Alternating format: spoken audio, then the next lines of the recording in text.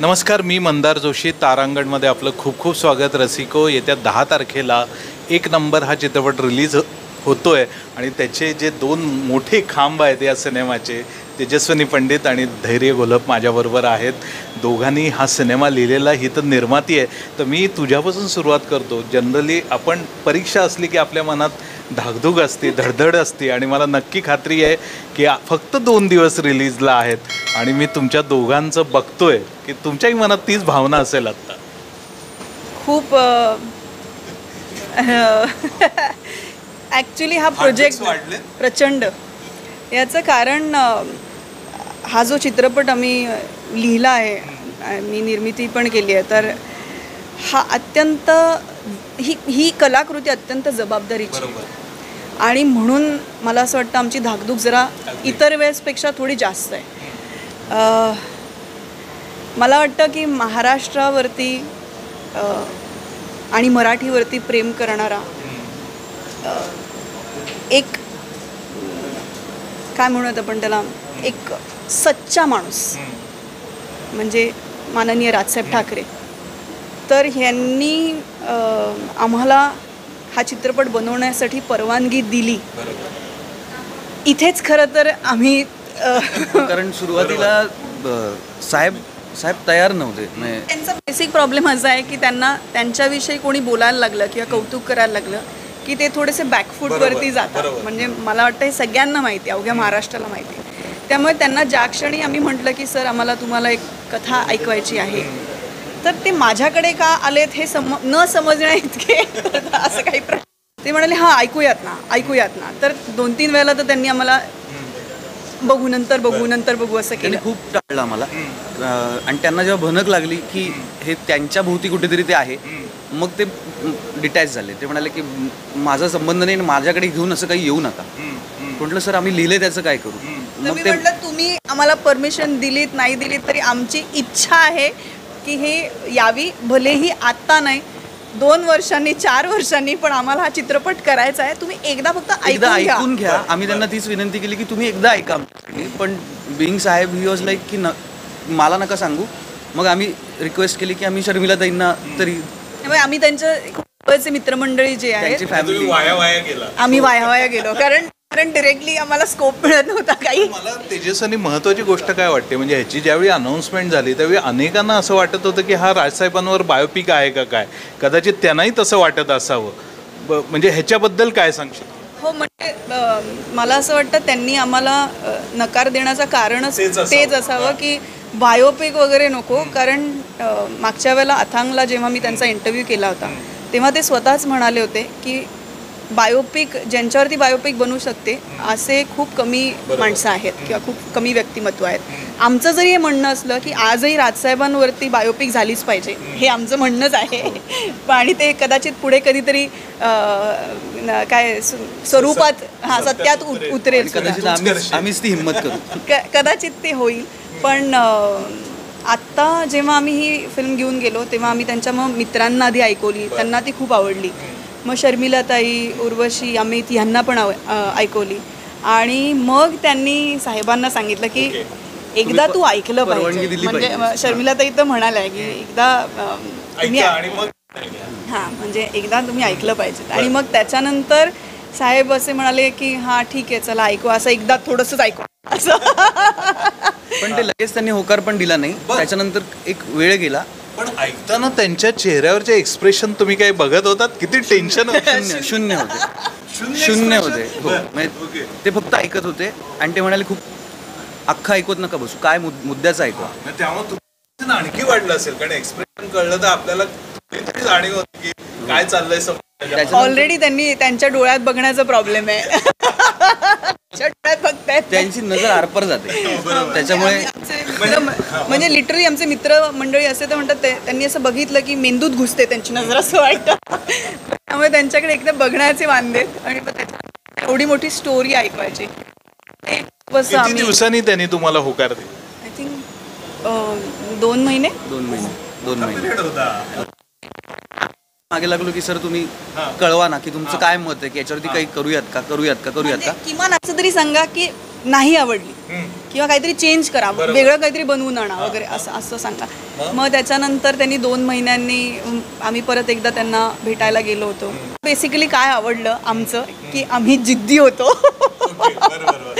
म्हणजे आम्ही कन्सिस्टंटली आम्ही फॉलोअप करत होतो कंटिन्युअसली आणि आम्ही त्यांना म्हणत होतो की साहेब तुम्ही हो नाही फक्त आणि आमच्यात काय आपण हिम्मत करून ती करूयात. पण परत आम्हाला जे जवळचे मित्रमंडळी त्यांचं म्हणणं होतं की त्यांना विश्वासात घेऊनच तुम्हाला हे करावं लागेल. नाव चेंज करावं लागलं असतं आम्हाला, त्यांचं ऍक्च्युअल नाव वापरता आलं नसतं. पण आणि या सिनेमाच्या कथानकाची गरजच अशी आहे की राजसाहेबांचं नाव वापरल्याशिवाय तुम्ही आता ट्रेलर पाहिलाय की आता त्या ट्रेलरमध्ये जे दिसतं की तू राजसाहेबांना गावात आण तर तुझ्याशी लग्न करते, असं ती मुलगी जे काही चॅलेंज देते किंवा हा जो मुलगा घेतो तर ते त्या नावाशिवाय पूर्णच होऊ शकत नाही ती कथा. एक्झॅक्टली. त्याच्यामुळे ते आम्हाला साहेबांना घेऊनच वजन आलंय त्याला. एक्झॅक्टली. पण मला एक सांग, ज्यावेळी तुम्ही दोघंही लिहित होता त्यावेळी ॲज अन ऍक्टर तू स्वतःला बघतच होतास? नाही अजिबात नाही. तू बघितलंस पहिल्यांदा? तेजस्विनी मला म्हणाल्या की नाही काय झालं मीच सांगते. ॲक्च्युली हा जेव्हा चित्रपट आम्ही लिहिला आणि तो ऐकवला तोपर्यंत आमच्या डोक्यात काही नव्हतं की कोण करणार. पण माझं असं म्हणणं होतं की मला कुठल्याही मोठ्या कलाकाराला कास्ट नव्हतं करायचं ह्याच्यासाठी की हा जो रोल आहे प्रताप, हे कॅरेक्टर जे आहे हे कार्यकर्त्याचं कॅरेक्टर आहे. कार्यकर्त्याला ना चेहरा नसतो, तो माणूस फक्त काम करत असतो आणि तो एका लिडरशिपच्या अंडर काम करत असतो. कधीतरी नेतृत्व चुकतं, कधीतरी बरोबर असतं. आणि मला कोणीतरी हे कॅरेक्टर केलं आहे, म्हणजे फॉर एक्झाम्पल एका मोठ्या नटाने हे कॅरेक्टर केलं आहे, तो ॲज प्रताप नको होतं. मला कुठलंही बॅगेज नको होतं की ह्यांनी ही आधी कामं केली आहेत आणि मग आता हे करतो. मला कोणीतरी नवीन फेस पाहिजे होता जो आपलासा वाटेल, जो आपल्यातला वाटेल.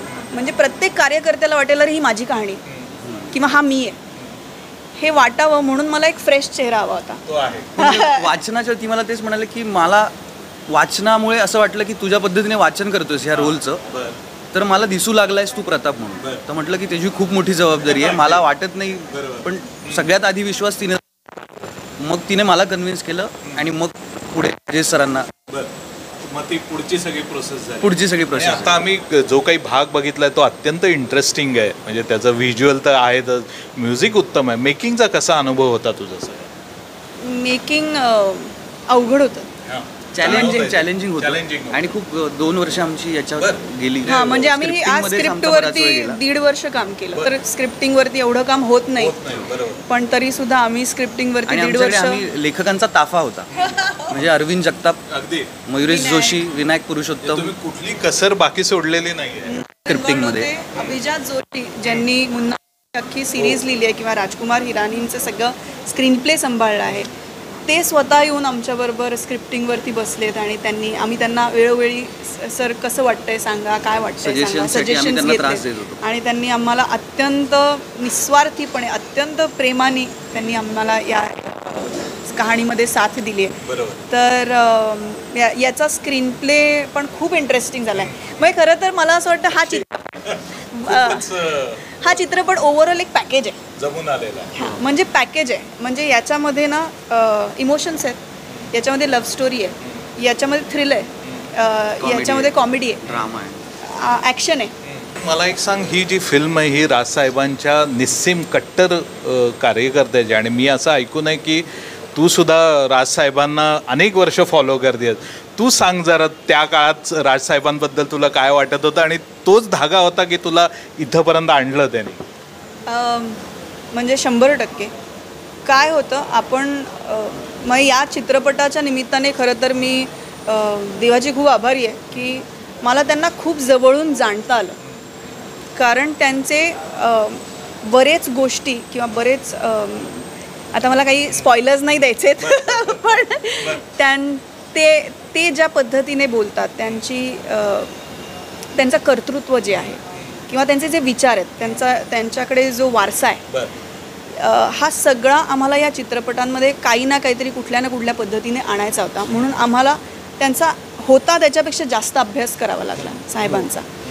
आणि या चित्रपटाच्या निमित्ताने ते झालं आहे. आणि मी आधी त्यांची फॅन होतेच, मला वाटतं अख्खा महाराष्ट्र होता. म्हणजे आम्ही मुली तर वेड्याच होतो त्यांच्यासाठी. तर पण काय आवडायचं तुला राजसाहेबांचं तेव्हा? न आवडणार काय होतं म्हणजे कुठल्या गोष्टी जास्त आवडायच्या असं विचारेल. मला वाटतं बेदरकारपणा त्यांचा. म्हणजे आजही राजसाहेबां एवढा धाडसी आणि बेदरकारपणे बोलणाऱ्या व्यक्तिमत्वच मी पण पाहिलं ते नाही. प्रचंड नो नॉनसेन्स आहेत. ते बोलताना ते स्टेटमेंट बोलतात.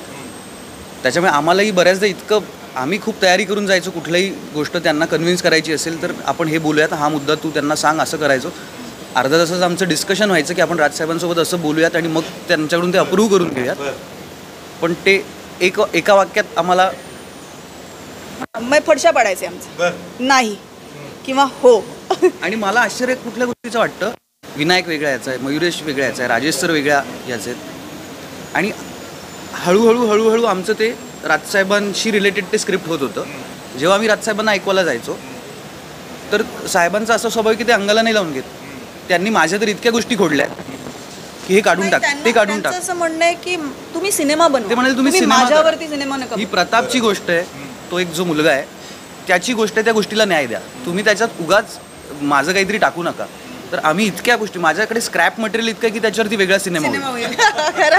म्हणजे राजसाहेबांचा सिनेमाचा मुळात इतका अभ्यास आहे, पण तो त्यांनी तुम्हाला वेगळ्या पद्धतीने सांगितलं. म्हणजे ते स्वतः त्यांनी इंटरफेअर नाही जाणवलं तुम्हाला? नाही, आम्ही त्यांच्या मागे इतके लागायचो. म्हणजे मी तुम्हाला सांगेन माझा पहिला अनुभव, जेव्हा मी राजसाहेबांच्या शिवतीर्थावरती त्यांना भेटायला गेलो. मी जेव्हा एंटर केलं तेव्हा तिथे त्यांच्या एंट्रन्सच्या इथे पायऱ्या आहेत, तिथे अमित होते, त्यांच्या काही सहकाऱ्यांसोबत बोलत होते. तिथून आत गेल्यावरती हॉल होता, तिथे शर्मिलाताई होत्या आणि बऱ्याचशा महिला बसलेल्या होत्या. आणि शर्मिलाताई फोनवरती कोणाची तरी खरडपट्टी करत होत्या की यांचं का हे झालेलं नाही आहे. मग तिथून पुढच्या आतल्या सेक्शनमध्ये गेल्यावरती साहेब बसतात, तिथे काही वेगवेगळी माणसं त्यांना भेटायला आली होती. तर आम्ही एका कोपऱ्यात उभे होतो आणि ही गोष्ट सगळी 8 वाजताची. म्हणजे मला आठवत नाही आज तगेत आमच्या जेवढ्या मीटिंग्स झाल्यात की आम्ही जेवढ्या वेळेला साहेबांना भेटायला गेलो आहे, सकाळी 7, 7:30, 8 वाजल्यापासून तो माणूस जो काम करायला सुरुवात करतो तो रात्रीपर्यंत तो माणूस कामच करत असतो.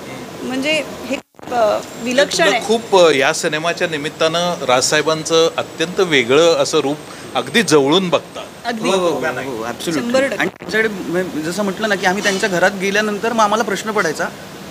आणि इतकी जबाबदारीची कामं हे लोक करत असायचे. म्हणजे अमित असतील, शर्मिलाताई असतील, राजसाहेब असतील, तर आम्ही घोळक्याने उभे राहायचो की अरे आता इतकं चाललंय. आता जेवढे तुम्हाला माहिती आहे 2 वर्षात महाराष्ट्रातल्या राजकारणात किंवा लोकांना घेऊन किती प्रॉब्लेम झालेत. आणि आपल्याला माहिती आहे की महाराष्ट्रातल्या कुठल्याही माणसाला प्रॉब्लेम आला की आपण शिवतीर्थावरती जातो आणि साहेबांना सांगतो की साहेब असा प्रॉब्लेम आहे, तुम्ही प्लीज सोडवायला मदत करा. आणि लोकांची रांग, गर्दी, आणि त्याच्यात आम्हाला असं वाटायचं की इतकं महत्त्वाचं चालू आहे, आम्ही नंतर भेटतो, तुम्ही भेटून घ्या. तर अशी सिच्युएशन खूपदा आली की आम्ही सांगायला जायचो, पण तिकडची परिस्थिती पाहता आम्हाला असं व्हायचं की आपलं महत्त्वाचं नाही यार, हे प्रॉब्लेम काम करतात ते महत्त्वाचं आहे. सो आम्ही निघून यायचो. राजसाहेबांच्या सूचना तुम्ही विचारात घेऊन ही फिल्म बनवली, पण फिल्म बनवल्यानंतर त्यांना दाखवणं हा एक मोठा टास्क असेल आणि त्यांची प्रतिक्रिया जाणून घेणं कसा होता तो? विलक्षण. थोडं तपशिलात जाऊन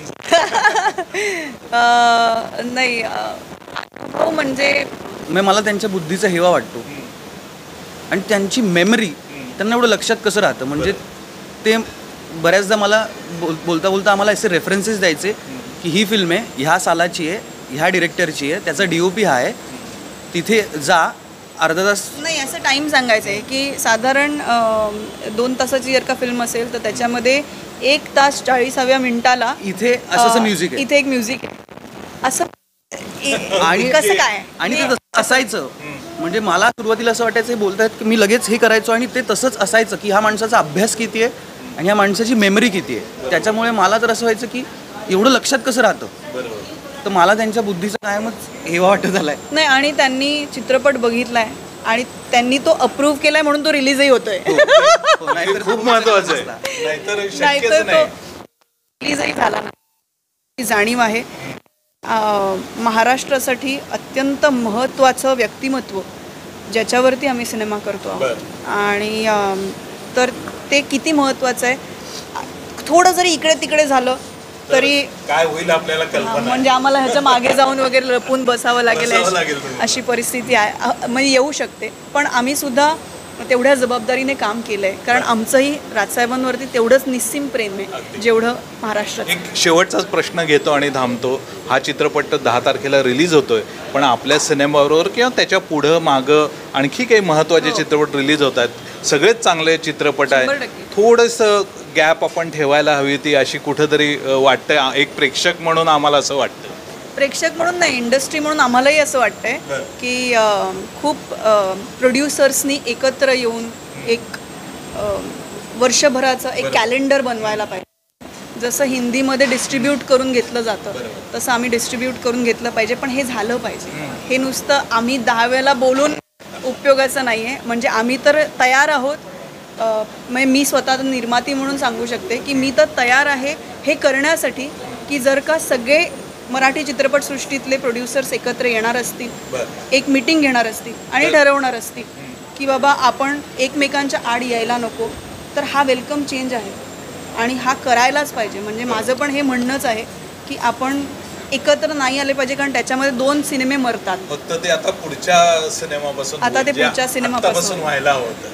खरं तर पण त्याचा प्रॉब्लेम म्हणजे याला खूप वेगळ्या गोष्टी सुद्धा कारणीभूत आहेत. म्हणजे काही जण पितृपंधरवड्यात रिलीज करत नाही, त्यामुळे खूप लोकांना असं वाटतं की अरे सप्टेंबर एवढा रिकामा गेला तेव्हा का नाही केलं. पण खूप लोकांची काही विचारसरणी असते ज्याच्यामध्ये ते नाही बसत. त्याच्यानंतर प्रत्येकालाच आता दिवाळी हवी आहे ना, प्रत्येकालाच क्रिसमस हवा आहे, प्रत्येकालाच नाताळ, क्लॅश होणार कधी. त्यामुळे कधीतरी. पण तरीसुद्धा माझं असं म्हणणं आहे की मराठी चित्रपटसृष्टीमध्ये जेवढे निर्माते आहेत त्यांनी सगळ्यांनी, आणि मोठे निर्माते तरी, त्यांनी एकत्र येणं गरजेचं आहे आणि त्यांनी एकत्र येऊन चित्रपट डिस्ट्रीब्यूट करून घेणं सुद्धा गरजेचंच आहे. खूप महत्त्वाचा गोष्ट मांडलीत. मला आणि महत्त्वाचं काय वाटतं, हा सिनेमा खूप महत्त्वाचा आहे. कारण आजच्या काळात नेते खूप आहेत पण कार्यकर्त्याला म्हणावी तशी ट्रीटमेंट दिली जात नाही. म्हणजे त्यांचा उल्लेख अगदी सतरंजा उचल्यापासून केला जातो. हे अत्यंत वाईट आहे. तेव्हा मला वाटतं की तुम्ही एका महत्त्वाच्या विषयाला हात घातला आहे आणि तो त्याचं टीझर किंवा त्याचं म्युझिक आहे आम्हाला खूप आवडलं आहे. फक्त कुठल्याच म्हटलं ना की राजकीय नसून हा एका कार्यकर्त्याचा सिनेमा आहे. अगदी बरोबर. म्हणजे कार्यकर्त्याला काय काय करावं लागतं, त्याचा संघर्ष काय आहे हे खूप जवळून आम्हाला बघता येणार आहे. तेव्हा मला वाटतं की ही खूप महत्त्वाची फिल्म आहे. तेव्हा आम्ही ही बघू आणि ती बघितल्यानंतर तुमच्याशी बोलायला मला नक्की आवडेल. तर ह्या चित्रपटासाठी तुम्हाला दोघांनाही तारांगणतर्फे आणि वैयक्तिक माझ्यातर्फे खूप खूप शुभेच्छा. Thank you so much sir.